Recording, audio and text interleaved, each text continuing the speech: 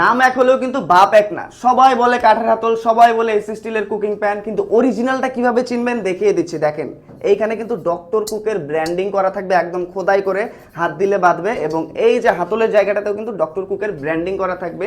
Original যে প্রোডাক্টটা এটা কিন্তু 1 mm মোটা, এবং 1 mm মোটা হওয়ার কারণে কিন্তু আপনারা গ্যাসের টেম্পারেচার থেকে শুরু করে কুকিং প্যানের টেম্পারেচার খুব সুন্দরভাবে কিন্তু নিজেরাই কন্ট্রোল করতে পারবেন।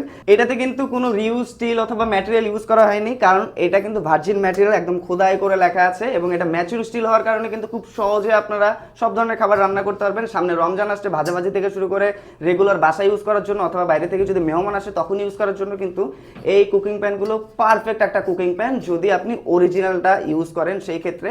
এবং অরিজিনাল যে কুকিং প্যানটা আছে এইটাতে রান্না করে যে ফিলটা আপনারা পাবেন, অরিজিনালের মতো ফিলটা কিন্তু কপি প্রোডাক্টে আপনারা পাবেন না, কারণ এটাতে কিন্তু ফুড গ্রেড 304 ইউজ করা হয়েছে এসি স্টিলের, এবং এটা কিন্তু অনেকগুলো সাইজ আমাদের কাছে অ্যাভেলেবেল আছে, ছোট সাইজ থেকে শুরু করে মাঝারি সাইজ, বড় সাইজ। তো আপনার যে সাইজটা লাগে খুব সহজেই কিন্তু অর্ডার করে দিতে পারেন। এবং অরিজিনাল প্রোডাক্ট চেনার ক্ষেত্রে কিন্তু অবশ্যই ডক্টর কুকের খোদাই করা এই লোগোর ব্র্যান্ডিংটা দেখে কিনবেন।